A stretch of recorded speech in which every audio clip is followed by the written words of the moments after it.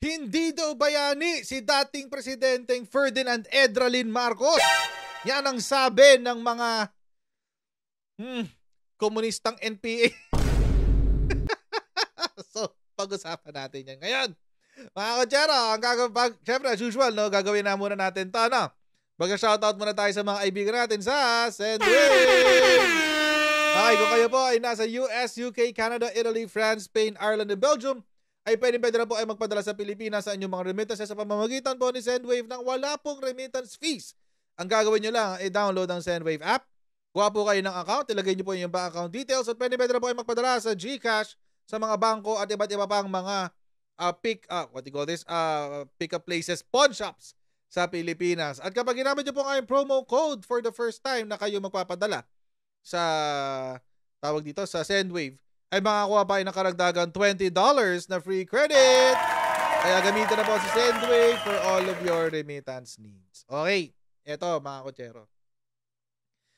Nagre-react ang mga ang mga komunista. Galit na galit eh.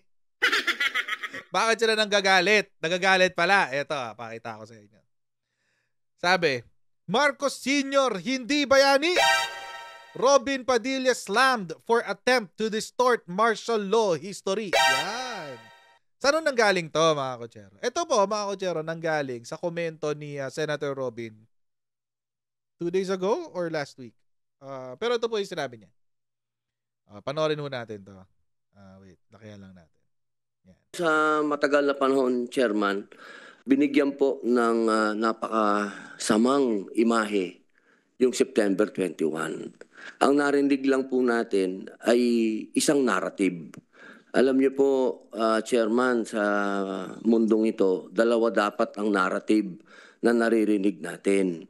Kung narinig na po natin yung isang narrative, okay.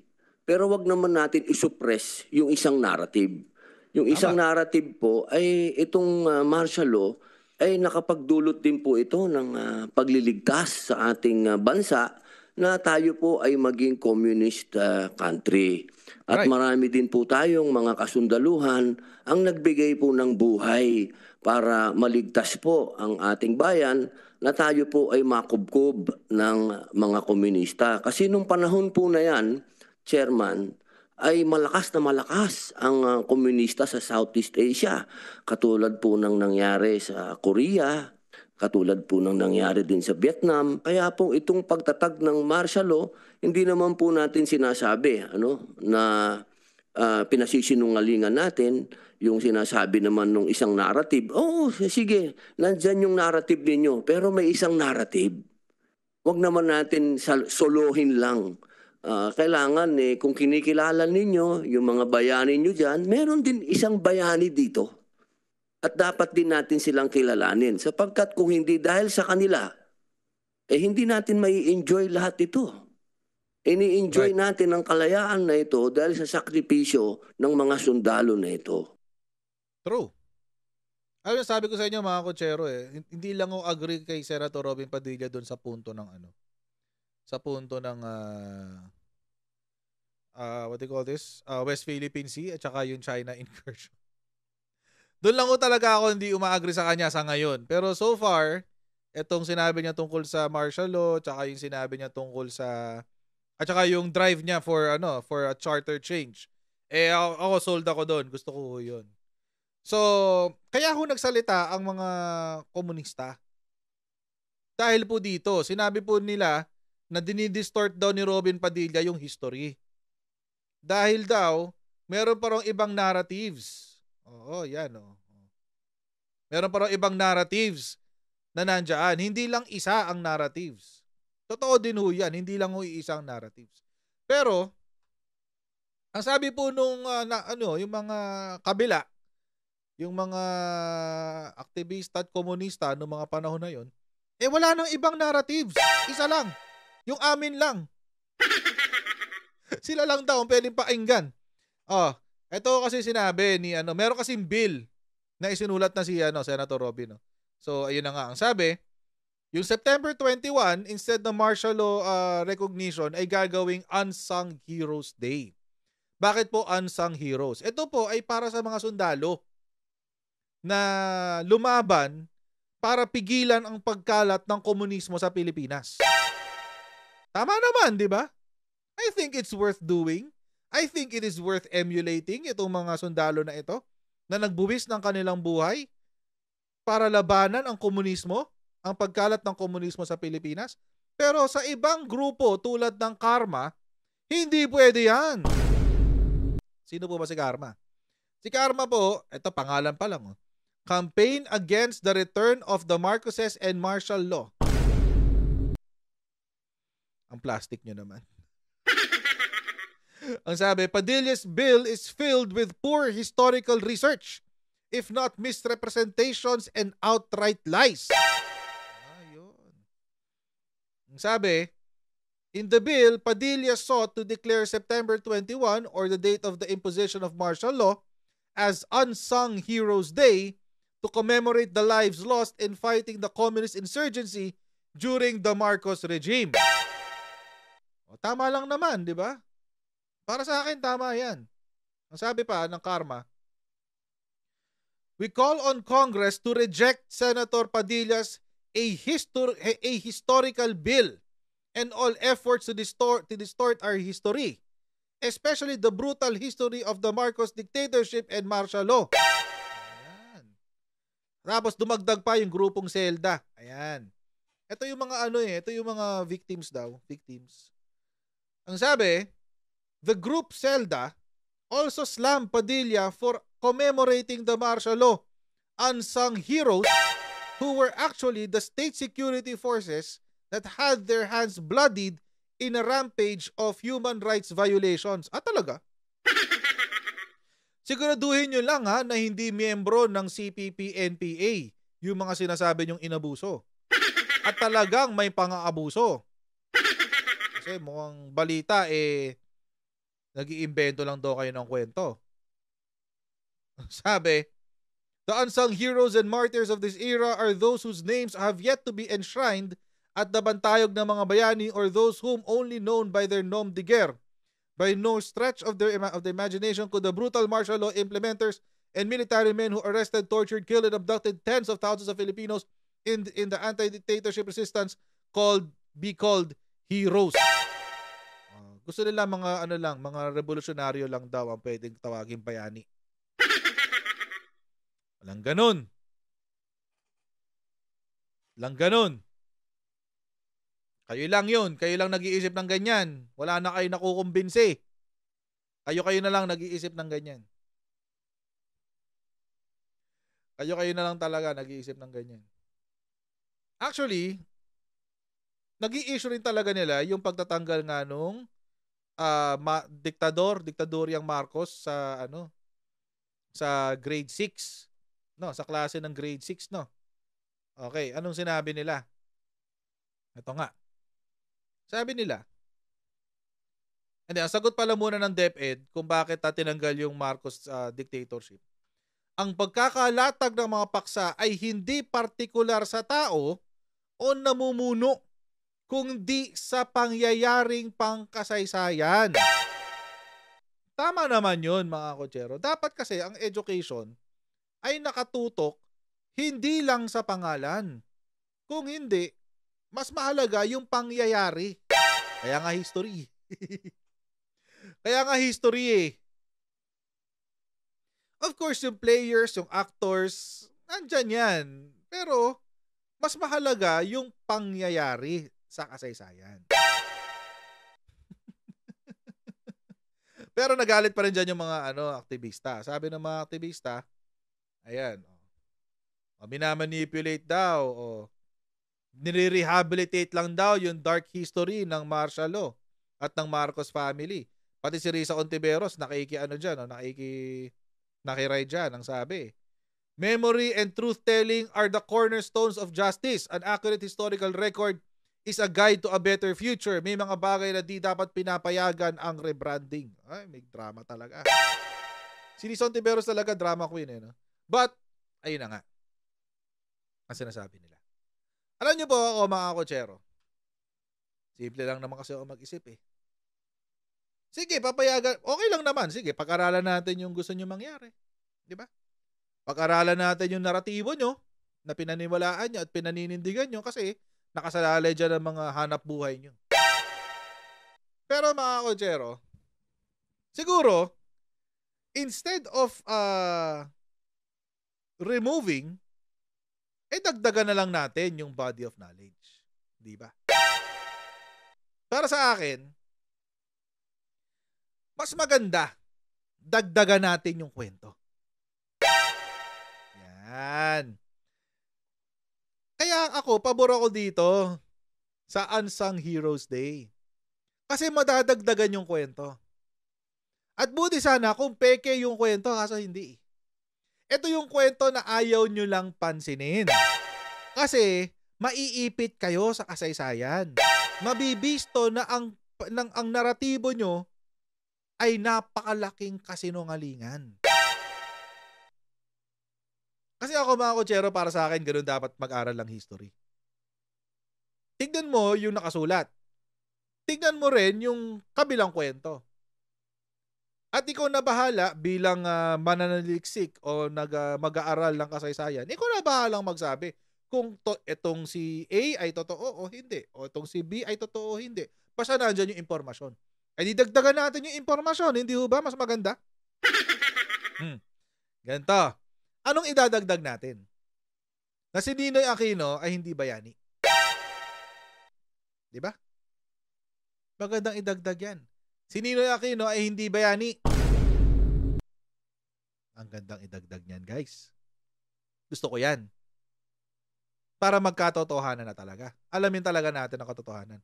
At ang CPP-NPA ay isang teroristang grupo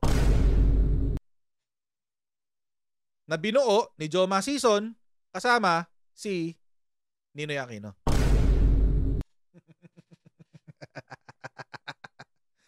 Syempre, may mga fact-checkers na naman. Yan, si Perafal, si Krappler, nagsasabi, ayan, false. Ninoy Aquino, a CPP, NP, MNLF organizer. False daw yan, etc. Finact-check nila dito si Juan Ponce Enrile. Imagine, mga kotsero, kasobrang kapal ng muka ng Krappler, sinabihan nila yung taong player ng martial law bilang sinungaling. Siya pa yung nagsinungaling. Yung tao na nabuhay ng martial law. Pero sabi nga lang, di ba siya yung arkitekto ng martial law? Siya pa raw yung sinungaling. Ano yung finact check ni Krappler? Ang sabi kasi ni JPE, Juan Ponce Enrile. The CBP, NPA, and the Moro National Liberation Front were organized by 3 men. Benigno Ninoy Aquino, Nur Miswari, and Jose Maria Sison. Totoo naman. Paano ho natin nasabing totoo? Okay. Ito po ang article na tinatawag na Crisis of Revolutionary Leadership. Ito po si Joseph Scalise. Ito po ay according to Bobby Tiglao ay tawag dito nephew-in-law ni Ninoy Aquino. Bakit? Kasi po siya ay kasal sa anak ni Herminio Aquino na tito ni Ninoy Aquino sa Tarlac. So, yung anak ni Herminio Aquino ay asawa ng sumulat nito ng pag-aaral na to na si Joseph Scalise. Kaya nga, yun daw kanyang research ay nakadedicate kay Herminio Aquino. To Herminio Aquino, isang tunay na ama kahit ako'y manugang lamang. So, siya ang source. Anong sinabi dun sa libro? Medyo malayo to medyo mahaba-habang pagbabasa to. Puntahan na lang natin, 378. Umpisa tayo dito sa last paragraph ng 377 ng pag-aaral nato. Sabi, thus at the beginning of 1969, both PKP and the newly founded CPP acquired armed wings from disgruntled capos of the gangster Sumulong. The PKP, which is intimate and growing ties with Marcos, built an armed wing which was deeply connected to the PC, while the CPP formed its armed wing with the support of Marcos's leading rival, Ninoy Aquino.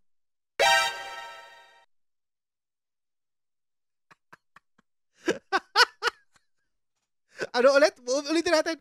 While the CPP formed its armed wing with the support of Marcos's leading rival, Ninoy Aquino. Aquino and Congressman Jose Yap played a crucial role in connecting Sison with his guerrilla army under Dante or Commander Dante. Pwede bang isama natin sa kasaysayan to? Ha? Pwede? Sana pwede, no? No, DepEd, no, sana po napapanood yung itong video na to, no, para maisama po natin ito sa sa mga history books, no, sa mga modules natin in the future. The ties between Yap and Aquino on the one hand and Dante on the other had long been cultivated by politicians. Aquino allowed Dante to move freely throughout his Hacienda Luisita, and Yap, on returning from a visit to China, had given Dante a copy of Mao's Red Book. Si Commander Dante, yung nag-umpisa ng NPA. Tinulungan ni Ninoy Aquino. Pag-alagala nga lang daw sa Hacienda Luisita oh. Ano pa? Dante provided Aquino with an armed base of popular opposition to Sumulong and his men, and therefore to Marcos. Connecting Dante with Sison and the CPP presented Aquino the possibility of expanding his base of armed support to a national scale. Sana masama talaga to sa history natin, no?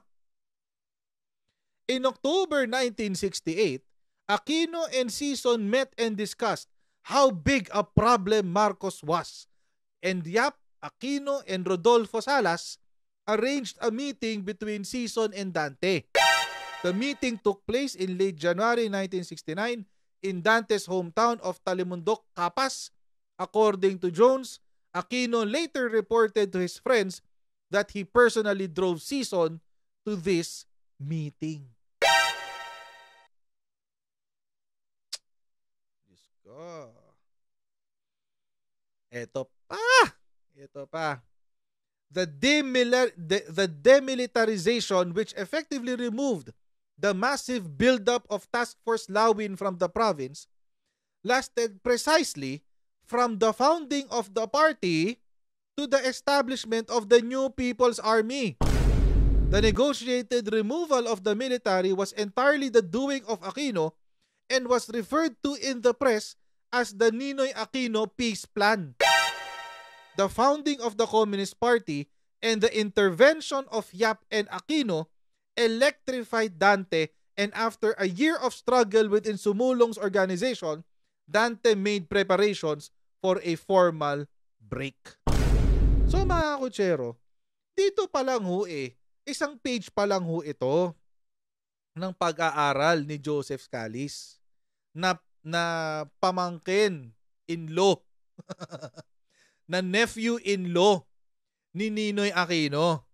Dito pa lang mababasa na natin yung involvement ni Ninoy Aquino sa pagtatatag ng NPA. Hindi lang ho involvement, hindi lang ho siya miyembro as member. Pero kasama ho siya doon sa mga naunang nagtatag at nagmobilize. Pwede bang isama sa history to? Pwede ba? Pwede ba natin isama sa history to? Ito pa. Ito mga ano to critical to Lito Atienza clears FM of involvement in Plaza Miranda. Sino naging beneficiary ng pagbobomba sa Plaza Miranda? Diba si Ninoy? Si Joma Sison daw ang mastermind ng insidente. O pwede bang isama rin natin to?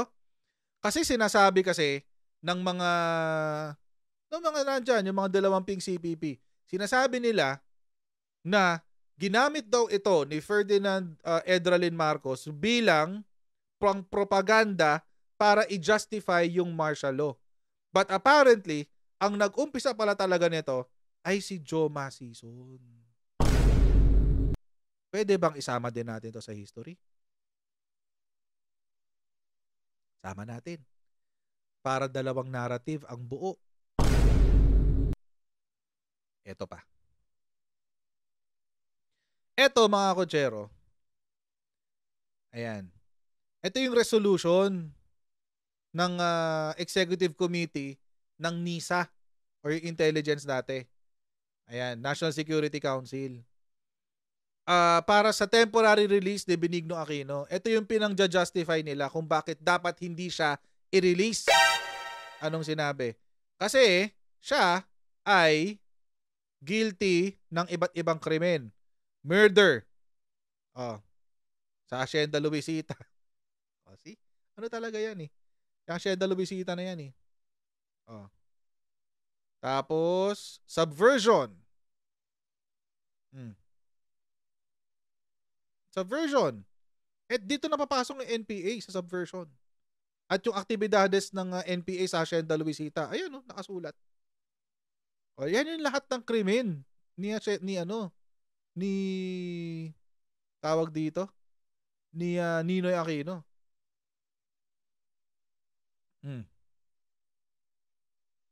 Nag-finance pa siya ng deadly, violent and deadly demonstration noong April 18, 1969. Kasama rin siya sa mga tao na nagplano ng pangre-raid ng PMA sa Baguio. Ang dami palang krimen ito ni Ninoy Aquino. Bakit tinawag na bayani? Hindi ko naiintindihan. Hindi ko naiintindihan kung bakit kailangan gawing bayani ito. Hindi ko talaga siya bayani. Ayan Haven for dissidents daw yung Hacienda Luisita. Yun din yung sinabi dito sa Crisis of Revolutionary Leadership, di ba? Nakasulat Aquino allowed Dante to move freely throughout his hacienda. Yun Ito pa pong pinakahuli. Baka rin pwede na rin natin isama sa history. Ito. Bago lang ito. 2022. August 21, 2022. Revisiting the assassination 39 years later. Apparently, nung binisitang muli, nung pinag-aralan muli ang assassination kay Ninoy Aquino, na ipakita na si Galman talaga ang bumaril kay Ninoy. Hindi yung sinasabi ng propagandista ng mga dilaw. The public defender who worked for the release of soldiers convicted more than 30 years ago over the deaths of former Senator Benigno Ninoy Aquino and Rolando Galman said the government should consider pushing for the extradition of the so-called missing link. Sinabi po yan ni attorney, ngayon Chief Persida Acosta. Siya po yung siya po yung PAW kay Air Force Master Sergeant Pablo Martinez, whose new testimony was not heard both in the Agrava Fact-Finding Board in 1983 and the post-1986 Sandigan Bayan Trial. Ba't hindi dininig? Kasi mga kotsero, tingnan nyo kasi yung kanyang testimonya. In 1995, Martinez, who was then serving the time at the New Bilibid prison, gave an exclusive interview to PDI, Daily Inquirer, where he claimed to know Galman and was part of the assassination plot against Aquino. Siya mismo umamin siya. Kasama siya sa assassination plot sa pagpatay kay Ninoy Aquino. Pero si Galman ang kanyang itinuturong kasabwat niya. In the same interview, the former soldier alleged that Constabulary General Romeo Gatan and businessman Hermilio Gosuico, who both have close ties with business tycoon Eduardo Dandinco Wangco, knew of the plot. Yon. Kaya siguro merong conspiracy theory tungkol kay Dandinco Wangco. So sino daw ang may sala? Si PAF Colonel Romeo Ochoco. Ayan, na siya yung AVSECOM Vice Commander nung panahon na yun. At siya raw yung protege ni Fabian Ber, napapalit sa kanya. Kasama din daw si PAF Officer Captain Felipe Valerio na siyang kausap ni Ochoco. Yan. Or direct contact ni Ochoco. Ano daw ang natuklasan ng forensic evidence na bago? Lawyers and forensic and medical evidence analyst Dr. Erwin Erfe, one of the original members of the forensic team, given unprecedented access to evidence at the scene of the crime and other pieces of evidence. Remains active in government service up to the present. Okay, totoo naman yan. Tapos anong kanilang ginawa kasama ng kanyang team? Ayan. Gumawa sila ng research. Death on the tarmac. Ayan. Forensic analysis of assassination of Senator Benigno Aquino Jr. Ano pong sinabi?